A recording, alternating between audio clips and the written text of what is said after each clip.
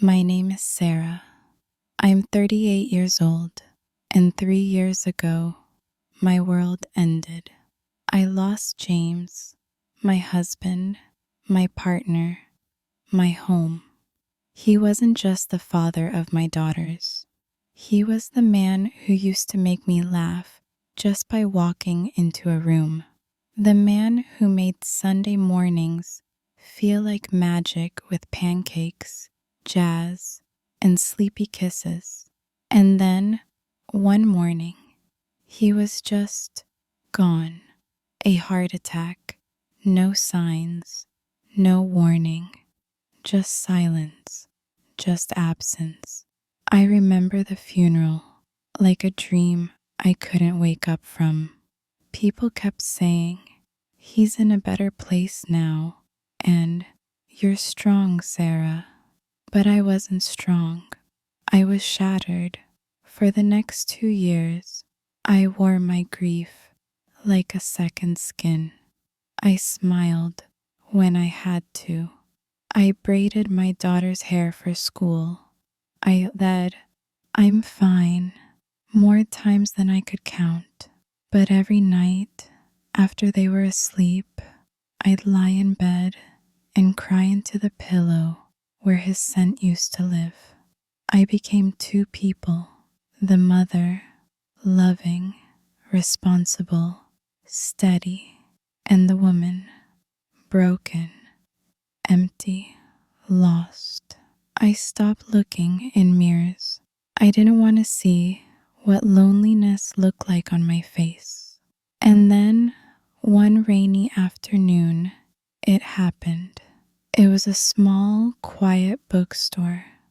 I had gone in to escape the storm, and maybe, if I'm being honest, to escape myself.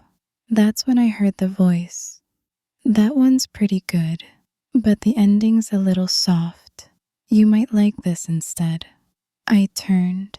He was standing there with messy curls, a gentle smile, and eyes that carried something I hadn't seen in a long time. Light. His name was Noah. He was 23, 15 years younger than me. He worked part-time at the store and studied literature at the university nearby. And yet, our first conversation didn't feel like an awkward age gap chat. It felt easy, like I had known him longer than I knew myself. I kept telling myself it was nothing, that I was just lonely, that I was projecting, that it was silly. But the truth is, I started looking forward to Fridays, not because of anything special, just because I knew I might see him there. We'd talk about books, poetry, life, grief. I told him things I hadn't said out loud in years, and he listened, really listened, not with polite nods, but with the kind of silence that holds space for pain. One evening, after the girls had fallen asleep, I found a message on my phone. I found a book that reminded me of you. Want to see it? It was harmless, right?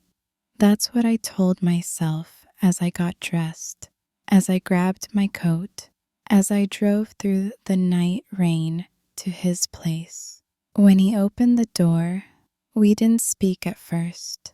We just stood there. The moment our eyes met, I knew. This wasn't about a book.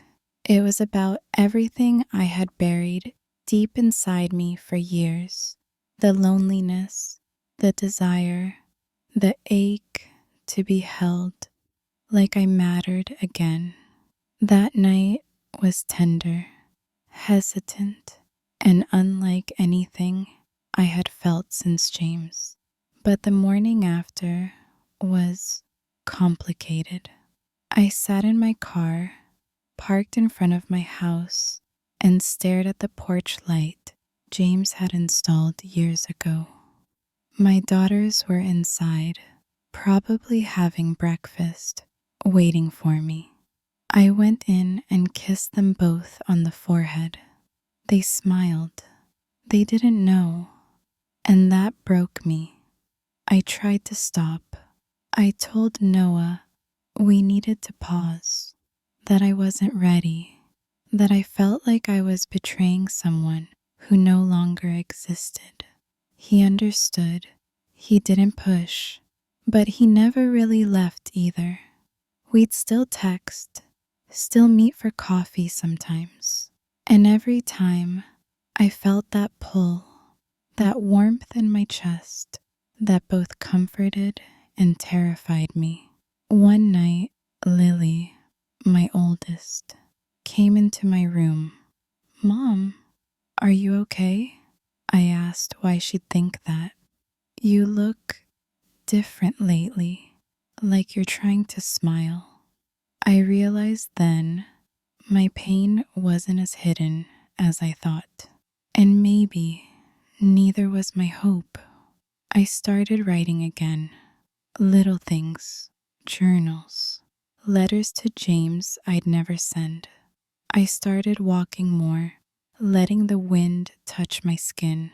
I even took the girls to the lake we hadn't visited since before James passed.